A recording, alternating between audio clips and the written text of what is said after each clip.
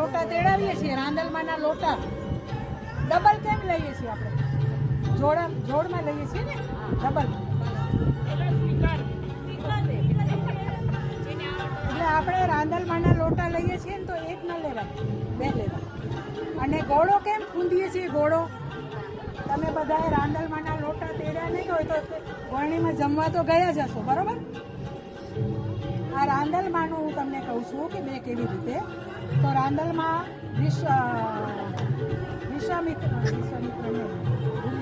ઋષિના ઘરે જન્મે છે રાંદલમાં. થોડા મોટા થાય છે તો સૂર્યદેવને એ પસંદ પડી જાય છે.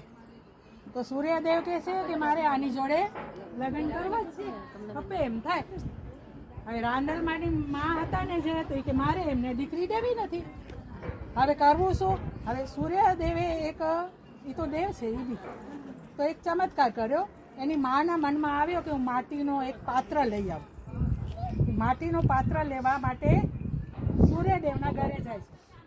હવે સૂર્યદેવના ઘરે ગયા તો સૂર્યદેવ કીધું કે બરોબર, હવે બરોબર આવ્યા છે મારા હાથમાં.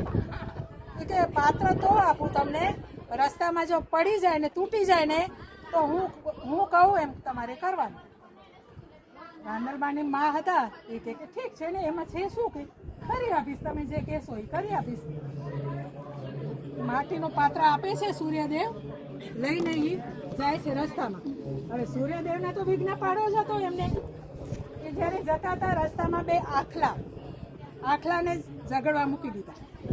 હવે એ જાય છે તો આમ જાય તો આમ આખલા જાય, આમ જાય, એમાં ડરી ગયા એ કે મારી ઉપર આવશે તો હાથમાંથી પાત્ર પડી ગયું અને ફૂટી ગયું. હવે પાત્ર ફૂટી ગયું તો હવે એમણે તો વચન આપ્યું હતું સૂર્યદેવને. સૂર્યદેવ ત્યાં મુસ્કરાયા કે હવે બરોબર આવી ગયા છે. હવે તો જાય છે, એની માં પહેલાના વચનના પાકા હતા બધા. તો કે હવે તમે જે કીધું હતું એ હવે કરો, મારું તો પાત્ર તૂટી ગયું, માટીનું હતું એ. કહે છે ઠીક છે. તો એમણે પછી કે તમારી દીકરી રાંદલમાં મને તેડાવો, રાંદલને મને મારી જોડે લગ્ન કરાવો. તો હવે એમણે વચન આપેલું એટલે એ કે ઠીક છે. રાંદલને એ લગ્ન કરી આપે છે અને સૂર્યદેવના એ ત્યાં જાય છે. એમને બે પુત્રો થાય છે,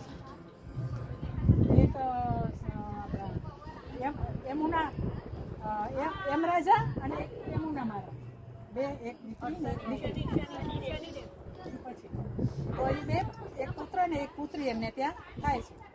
હવે એમાં થયું શું, એમને છે ને સૂર્યદેવની સામે જોવાય નહીં રાંદલમાને, કારણ કે એટલો તેજ હતો. હવે એ કે આટલો બધો તેજ છે હું એના મુખ સામે તો જોઈ નથી શકતી રાંદલમાં. કે તો એક વખત કાંઈ સૂર્યદેવ કાંઈ બોલતા હતા તો એ આમ નીચું મોઢું કરીને એમને કાંઈ વાત કરતા હતા. તો સૂર્યદેવને આવ્યો ગુસ્સો કે આ મારી સામે કેમ ભાઈ રાંદલ નથી જોતી. તો એ કે કેમ મારી સામે, તો એમાં બેની જરા ખટપટ થઈ. તો એમને આવ્યો ગુસ્સો રાંદલમાને. એ તો પોતાના પિતાને ત્યાં જાય છે. હવે ત્યાં ગયા પછી એમના પિતાજી ને માતાજી કહે છે કે તારે જો એક દિવસ લગ્ન કર્યા છે, હવે અમારા ઘરે નહીં, વિશ્વકર્મા એના પિતાજી છે જો. હા, તો એ કે હવે મારા ઘરે તું નહીં. તો હવે વિચારે છે હવે જાઓ ક્યાં. એટલે એ તો ઘરે ઉપર જઈને તપ કરવા બેસી જાય છે. હવે એમણે સૂર્યદેવની આગળ પોતાની છાયા મૂકી જાય છે, પડછાયો કે ને જેમ સીતાજી વનમાં ગયા હતા ને પોતાની પડછાયો છાયા મૂકી ગયા હતા, એને એ પણ છાયા મૂકી જાય છે. સૂર્યદેવને તો કંઈ ખબર નહીં. સૂર્યદેવે એ વિચાર્યું, પછી એમને છાયાના લીધે બે પુત્રો થાય છે, એક શનિ મહારાજ અને એક તેજો, એમ કરીને બે છોકરા થાય છે. હવે બે છોકરા થાય છે, આ પુત્ર તપ કરે છે રાંદલમાંથી, અને અહીંયા બે છોકરા થાય છે.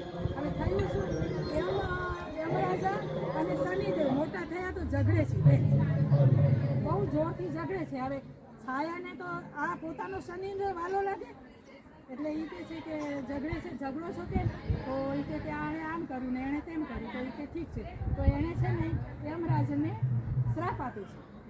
છાયા છે એની, રાંદલમાની છાયા છે ને એને શ્રાપ આપે છે કે તું જેટલા પગલાં ભરીશ એટલા પગલાંમાં લોહી. હવે એ તો બાળક, યમરાજે તો બાળક, હવે એ આમ પગલું ભરે એટલે અંદરથી લોહીને ધાર આવે. હવે એ તો બેસી ગયા, રડવા લાગ્યા. ત્યાં સૂર્યદેવ આવે છે. તો એ કે શું થયું તને? કે માએ મને શ્રાપ આપ્યો છે.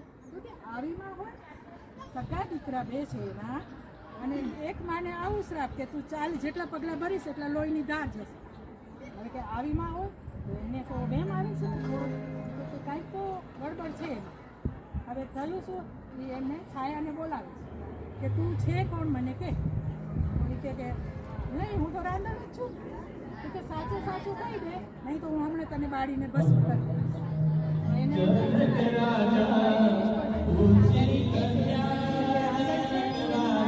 ગયા છે ત્યાં ગયા એ મને નથી ખબર તો મને એની બદલીમાં અહીંયા મૂકી દીધું. તો પછી છે ને જાય છે વિશ્વકર્મા રાંધણ આવ્યા છે કે ના આવ્યા હતા પણ હવે મને ખબર નથી કે આવ્યા છે. પછી ધ્યાન કરે છે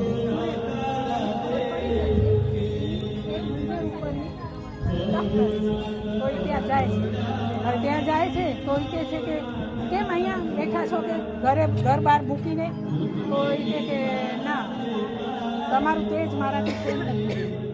તો એ કહે તો કહેવું જોઈએ ને, આમને આમ થોડું ત્યાં જવાય કે?